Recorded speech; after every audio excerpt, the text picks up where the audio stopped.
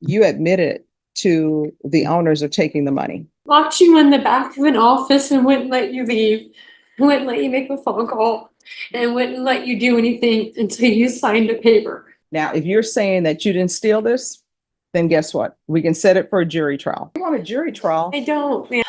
I don't trust the judgment of people in a peers in a jury because one, they don't want to be there. Welcome back to Courtroom Time. Today, we're diving into the gripping case of Michelle Davis, a story of alleged theft, personal struggles, and a plea deal that could change everything. Let's break it all down. We used to have defense attorneys on this side, but then for security reasons, the deputy asked that you all be moved on this side. It's been a long week for me, even though it's just Monday. The weekend was very long for me.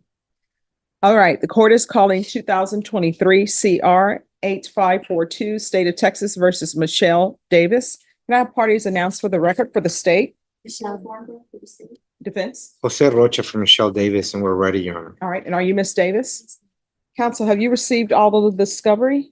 Yes, Your Honor. And did you review it with your client? We have, Your Honor. Court will find that the state is in compliance with discovery. Ms. Davis, did you review the document entitled Application for Deferred Adjudication or Community Supervision with your attorney? Yes, ma'am. Did you understand it? Yes, ma'am. Did you sign it? Yes, ma'am. Did you review the true bill of indictment with your attorney? Yes, ma'am. Did you understand it? Yes, ma'am. Counsel, do you waive the reading of the indictment? Yes, Your Honor, I do. State, are you proceeding on the indictment as presented? We're waiving count one, Your Honor, and proceeding on count two, which is a state jail felony theft. Okay. That's our understanding here. Yes. Any objections? No objections, Your Honor. All right. Did you review the document entitled Court Admonishments with your attorney? Did you understand it? Yes, ma'am. Did you understand, in count two, you're charged with the offense of theft, 2,500, but less than $30,000? Yes. All right. That's a state jail felony. Range of punishment is anywhere from 180 days and up to 2 years in the state jail facility and up to a $10,000 fine. Did you understand? Yes, ma'am. If you have a plea with the state, court does not have to follow your plea.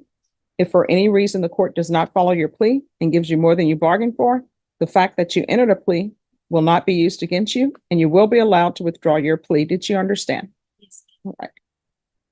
Did you understand you have a right to jury trial? Yes, A ma'am. right for you or your attorney to cross-examine and confront any witnesses the state will call, and the right to remain silent?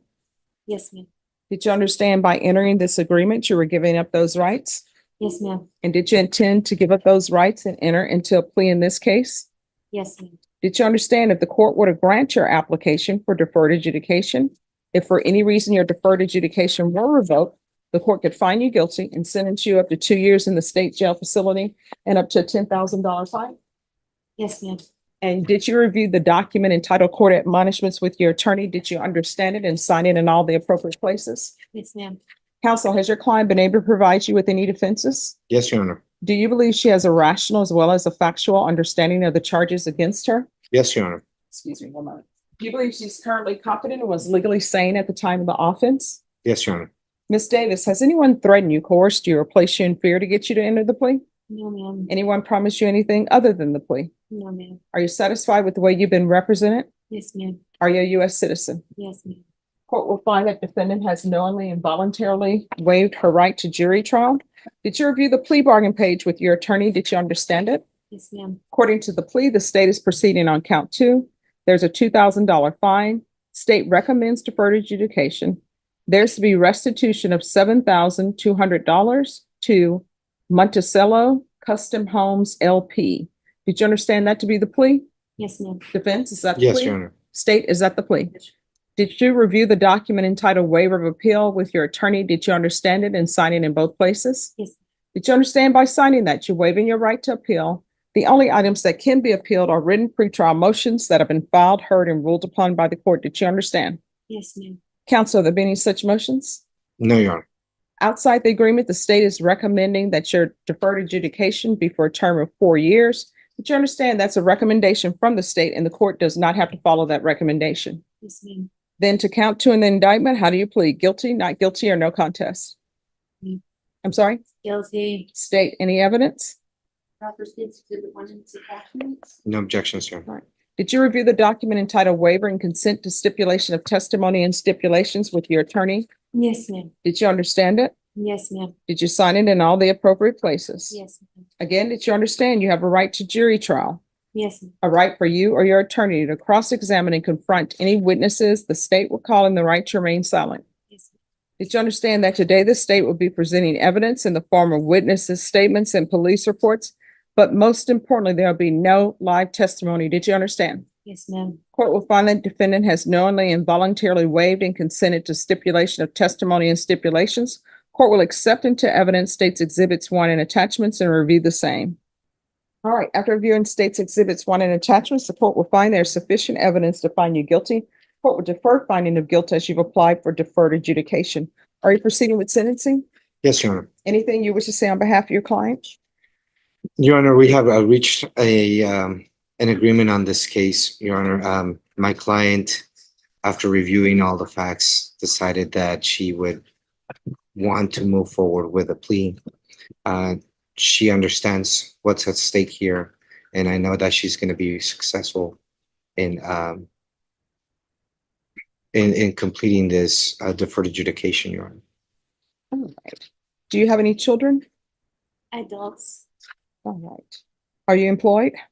I can't work. I'm disabled. And what's your disability? A whole list of them, a bunch of autoimmune disorders, lower scoliosis, spinal disorders, undifferentiated connective tissue disease, bunch of arthritises, I have a whole slew of disorders. They're listed in the paperwork. All right, so Your when did Honor, this occur? I do have documentation that I was provided by my client regarding that if the court would like. No, I'm just wondering, when did this disorder occur? Did these disorders occur before or after this offense? The- Or did they, Before I was actually on Social Security for mental disabilities and Mhm. tried getting off, went to college and tried working and apparently didn't go so well. And I had undiagnosed autoimmune disorders that were affecting me mentally, bodily, and I had emergency spine surgery actually right after that position. It was affecting my body, and then I just had all sorts of messed up stuff going on, Your Honor. so are you currently receiving SSI? I'm working to get there. I also didn't have insurance for a while. And so that's what I'm working towards now.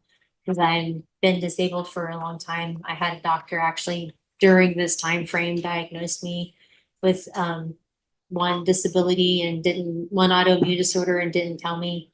And I had autoimmune disorders before that went undiagnosed, and it's been a hayride since then. So I'm getting all of that taken care of now, getting all my X's and crosses off the box so that I can get on disability. My next stop is neurology, and then back to the neurosurgeon. But I'm gonna apply now because there's some extenuating circumstances with recently being cheated on, and so I have no income now and all sorts of other fun stuff. All right, so how do you support yourself? Working on that now. My mom lives with me and I take care of her. She's a heart transplant recipient, and so that's the income in the house right now. Oh. Yeah, a lot going on right now. Oh, yes, it is a lot, but how are you taking care of your mom? She's a heart transplant recipient and she's bedridden, and so I change her diaper, feed her, run her on her doctor's appointments and errands as best I can. And my son, who's mentally handicapped, he's got DID, bipolar, and so I keep his friends in his head in check because I'm a psych major. So I help him, and then he helps me around the house and helps with my mom. We kind of have a triangle thing going. All right, so what I can tell you is people who are on probation in my court, I don't allow them to be home health care providers. Well, I'm not her physical, technical home health provider, but I mean, I'm her only help, like unofficial help. She lives with me, and I mean, I have to take care of her. She's my mom. I'm her only I'm a only person. That's why I'm doing this instead of going to trial. I mean, no, here's the thing. If you want a jury trial, you I can. know. But let me just explain something to you. What I've read in the stipulations is that you admitted to the owners of taking the money. And I only did that under duress because they locked me in a room and would not. let Oh, me well, make here's a the thing. phone If you call. want a jury trial, I don't, because I let me, all don't. right, let me explain something to you. Because what I read in the stipulations is money went to Green Dot Bank And account. it's not, it's a Stasha card. I had a bank, a regular bank, which is Techstar Bank. And then I had a stash account, which I actually had, what do you call it? You could even do, uh, sorry, I get brain fog because of all the autoimmune, but it was an actual bank card and I didn't know it was Green Dot or whatever. It's actually owned by another company now, but it's actual a bank. All right, And so here's the thing. Monticello Homes, that organization, the people who work for that organization and own it, they say that $800 was going into TxDOT, whatever card, but it wasn't their card. It wasn't for their employee. It wasn't for anything associated with them. It was associated with you and it was going in your account. Now, if you're telling the court that you did not steal the $800 several times to total $7,200, then we can set it for jury trial. Because what they're saying is, they're saying I did a whole lot of stuff. well, let me just tell you, the 4 transactions were done in the same manner. They say on July 19th, 2019, it was for $900. On August 2nd, 2019, it was for $2,000. On August 16th, 2019, it was $1,500. On August 30th, 2019, it was for $2,000. That's what they're saying. And they say those transactions were above what you would have been paid. And they said that it went to your account. And the person who's saying that it went to your account was Gregory Martin, who I guess is their financial person. And when he was looking at the billing, that he noticed discrepancies, and that discrepancy went to you. It went to your account. Now, if you're saying that you didn't steal this, then guess what? We can set it for a jury trial. I don't trust people enough. And it says here that you signed a statement saying that you overpaid yourself $7,200 and that you're going to pay it back. How would you feel if 5 men took you from your office, locked you in the back of an office and wouldn't let you leave, wouldn't let you make a phone call, and wouldn't let you do anything until you signed a paper? Well, what I can tell you is I wasn't there at the time, so I don't know if that occurred or not. What I do know is there's $7,200, and what I'm reading in the stipulations is that $7,200 went to your account. Right, and I'm saying, this is why I don't want to have a jury. I don't trust the judgment of people in a peers in a jury because 1, they don't want to be there. 2, I don't trust that enough people would understand office. I don't trust anything. I don't trust people. I have severe trust issues. This office, that place was a madhouse. They lied about a lot of things. I mean, I don't want to get into. Oh, no, go ahead. I know, and that's You what can I'm tell me. saying. I used to have to pay the lawyer there for the legal stuff that guy in those offices did. I'm saying they made me give my password to Greg, made me leave my laptop there, which is the number one thing you don't do. I'm saying there's a lot of things that went on at that place that I can't account for. There's a lot of stuff in there that can and can't be explained that I could explain, but I don't trust a jury to understand that. People do not think for themselves anymore. People, unless there's a headline news that tells them what to think. I've been around way too many people. I used to have thousands of employees that I used to hire and recruit myself. I'm sorry, I don't trust a jury to make I I just don't. And even as the money, I was telling him I used to have to retype everything in. One of the gals, Donna, she used to sit there with me half the time. I was working 90+ hours a week. I would be there at 3 o'clock in the morning and I wouldn't leave until 10 o'clock at night. And then some longer. I was working the management of that. I ran that whole place. I don't even know what was up or what was down at that time. I'm just saying the reason I'm doing the plea is because I need to be there at home to care for people. And I can't chance anything. I can't take any chances of going to jail or doing anything. I'm taking this plea because I need to be there for my family because they don't have anybody else. My mom has nobody else. My grandma was horrible to my mom. I mean, downright abusive to her. And that's why I took my grandma away. Like, she got sick. I was taking care of my grandma at her house and taking care of my mom at my house. The VA was trying to kill my mom during this fiasco of this last year. I'm just trying to keep things together. And I'm sick myself. I can't even clean my house. My house, when we moved, it's still not even together. I'm sorry, I just can't chance it, and I refuse to chance it. I don't trust people. I just don't. That's why I'm doing this, and I'm so sorry. No, I I mean, just- there's no need to apologize to me. I want to hear you because I'm the person who sets conditions and I need to see what's going on. I'm so sorry for crying. There's a lot going on. It's been trash for the past year, and none of it's been my fault. It's just been crap, like out of my control.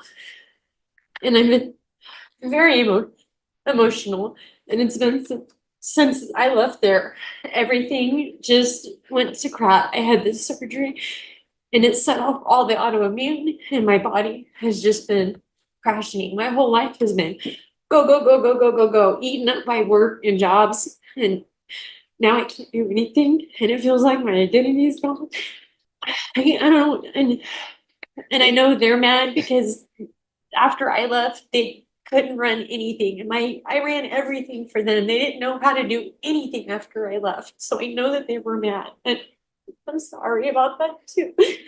And Your Honor, we had an opportunity. Just hearing what's going on here. Sure. I'm sorry. Oh, yeah, no My need to son- apologize. He's a Navy nuke engineer. And he just barely got home this week. And I mean, I was worried about him for so long during all this time too. Like, he was out overseas and like, I don't know, he just got home today. So I'm so excited for that. I'm stuck here. I'm sorry. So I'm No. just like,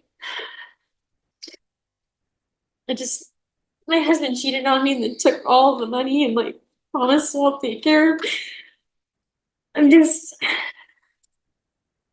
we were almost homeless during this time when my mom kept dying, like almost dying after like, I'm just, I can't, I can't take any chances. I have to be there for my mom. She almost died like 3 times in the like I've been in 4 different months. No one can take care of her and advocate for her like I can. I mean, it's bad when you have to bypass the VA system just to get her into a better hospital because they're standing there saying colonoscopy, colonoscopy. And I'm like, no, hematology, hematology. And guess what? This hematology she needed. I'm sorry. No, no need to apologize. I'm just listening, trying to figure out what conditions would be appropriate for you. Is there anything else you wanted to tell me? Now is your time to talk to me.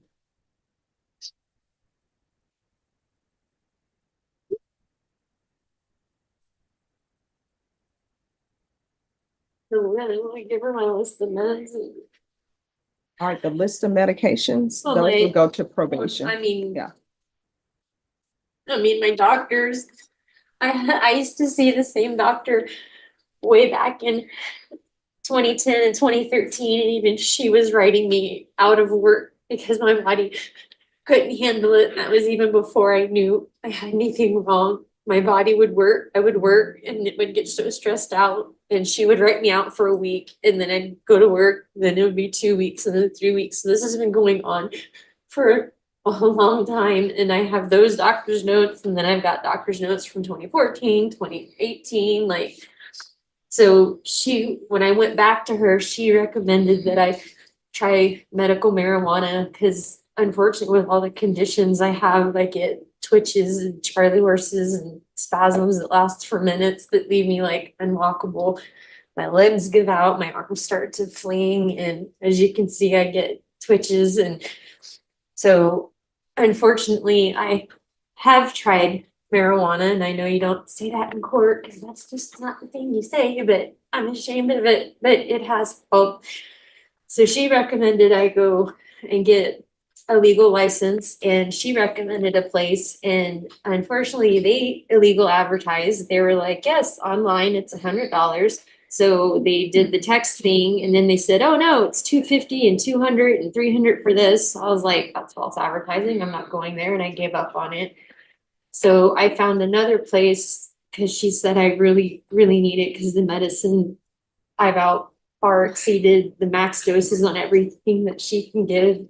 And so she told me to do that. So I did that on Friday, and she wrote me a note because I can't do anything. I can't work. I said I can't even clean my house. So we've got that. And then they should try to get all of my diagnosis on here from the different doctors. And I don't know what you can do with me either. I am just, I already feel like crap. So hit me with your worst. I don't know. So here's my question. How is she paying back First of all, Because there's an I'm agreement going of, on- just one second. First of all, a part of the plea agreement is $7,200. How are you planning on paying that back? because I am going on Social Security soon. I know I'll be able to get that. My family has agreed to help in any way they can. All And right, and which family members? I've got family in Houston, that's agreed to help.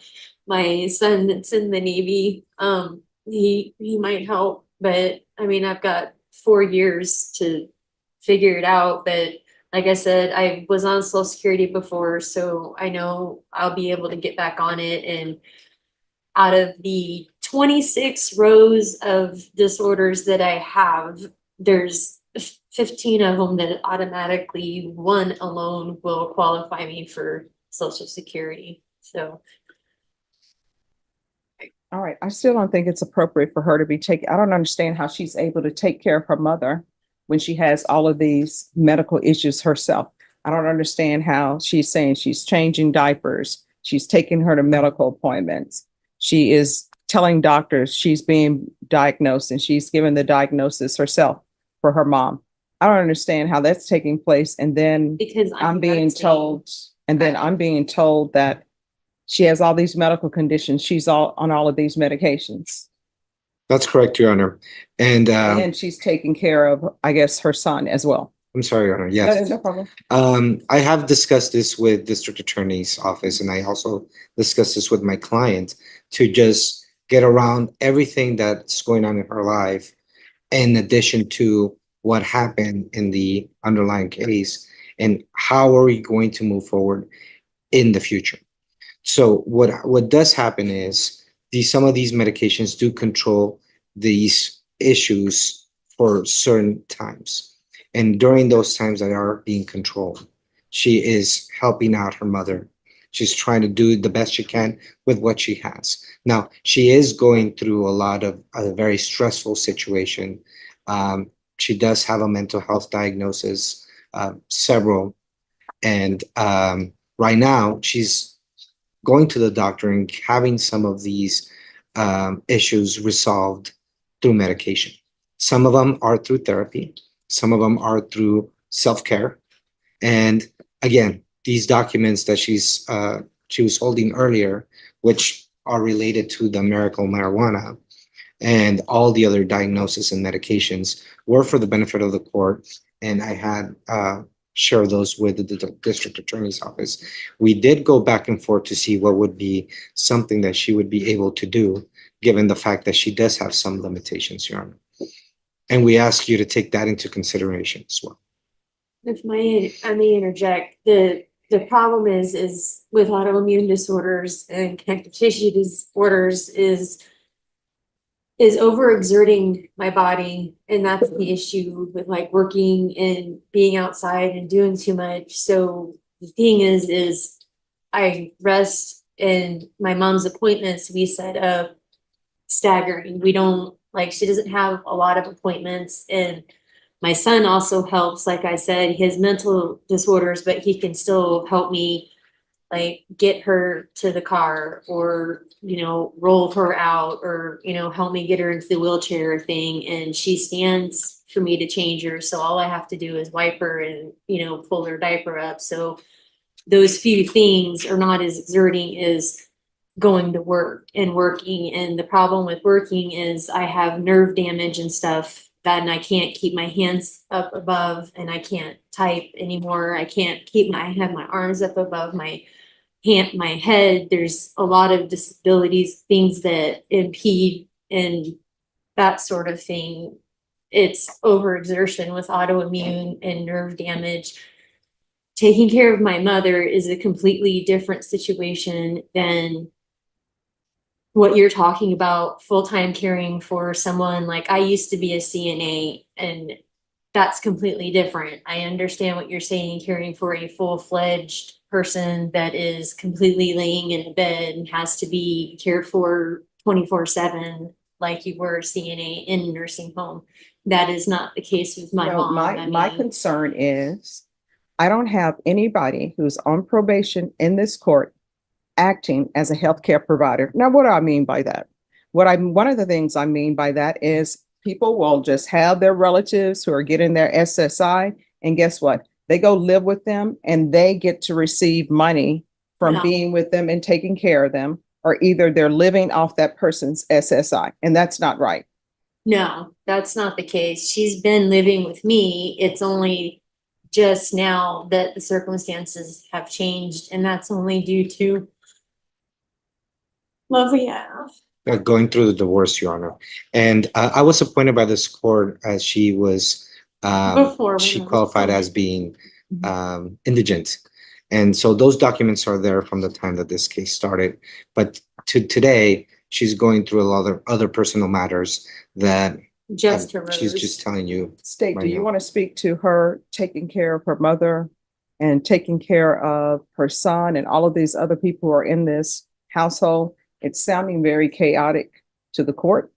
And I don't know how that chaos is going to translate into her being successful in probation. But that's been my life. I don't have any independent information regarding any of that. Listening to this, I mean, it sounds like, I don't know what to make of it, because it sounds like there's a number of different responsibilities that sound pretty hefty and serious. And then at the same time, you know, there's an argument that she's incapable of doing anything with this case. So it seems like it's hard to believe that both are possible at the same time. So we do have a concern, and we would ask maybe the probation could look into it a little bit more and make a determination. But I know that the restitution is still due. I can speak to the information that she gave about the case specifically and the facts. We brought in the complainants in this case. We actually had a conference room full of people that worked in the office with her. I feel very confident in the facts of the case, and have no reason to believe anything was misrepresented to me.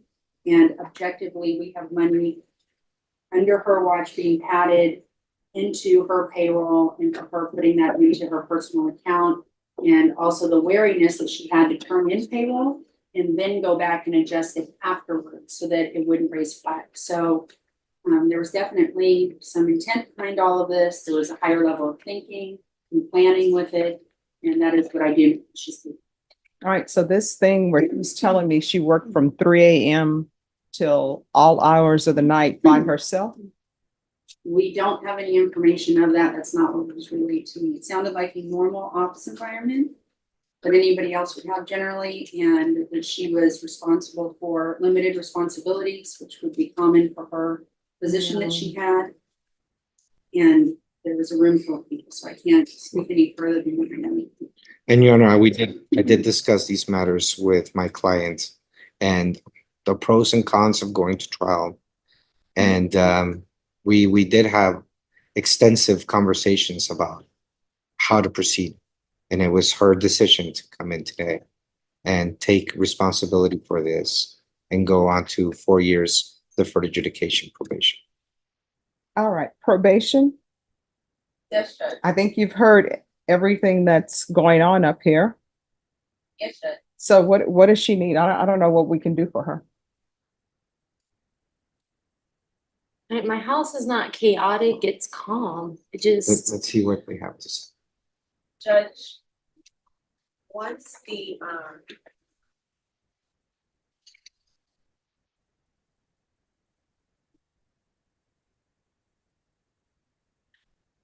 whenever someone's granted probation, we have to go through different assessments just on a supervision level. And I think out of one of the assessments that we are mandated to do, it could give us a little bit more information. To give you clear direction on what else should be done. Your Honor, it seems to me that Just 1 second. We need to do, I'm sorry. Just 1 second. Yes, probation. we need to do the risk assessment Okay. for a fact, and that could give us the level in which she should be supervised. And that was what I was going to be suggesting, Your Honor. I believe that maybe perhaps that would give a better picture to Oh, the just 1 second. to the court. Anything else probation? I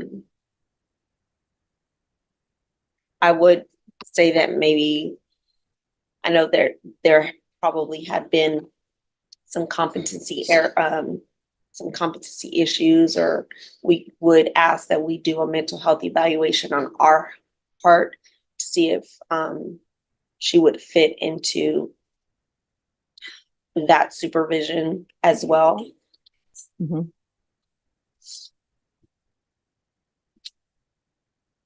All right, thank you.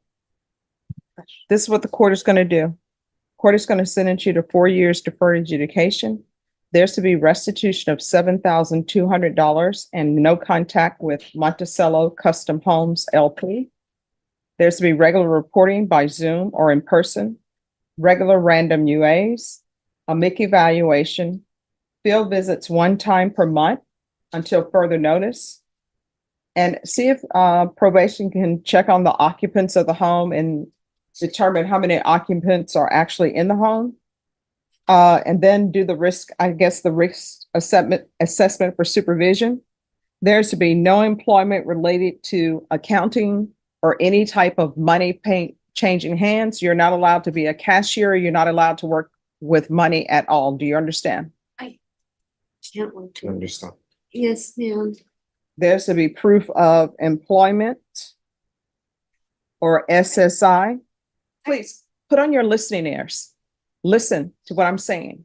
There's to be proof of employment or SSI within 45 days. And again, no employment as a home health care provider with minors or any employment as previously stated relating to accounting, cashier jobs, any job that's related to exchanging monies where she's in a position to handle funds. There's to be 100 hours of community service restitution. If for some reason she's unable to do the community service hours, she'll need to provide a letter or proof from a doctor that she can't do any type of community service hours.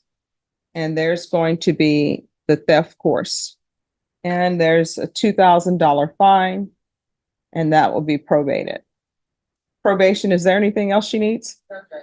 Is there anything else you need from the court? No, ma'am. All right, did you review the document entitled Trial Court Certification of Defendant's Rights to Appeal with your attorney? Did you understand it? Yes, ma'am.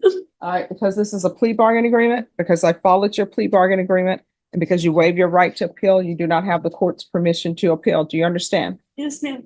All right. We can go off the record. In this court, to be successful on probation, communication is key. If there are any issues, let your probation officer know. If you feel as though the probation officer is not addressing those issues, you can always come back to court. Do you understand? Yes, ma'am. All right, anything else you need?